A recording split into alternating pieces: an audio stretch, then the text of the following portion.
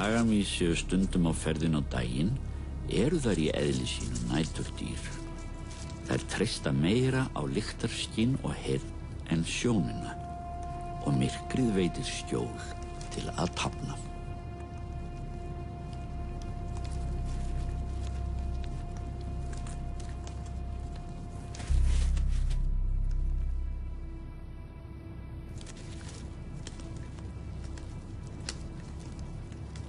En fleiri á ferðinni. Refurinn rándýr af ætthunda og hér er hann í sínu ríki. Á þessum árstíma eru hagamýs á lista yfir ljúffengt nýmeti hjá tófunni.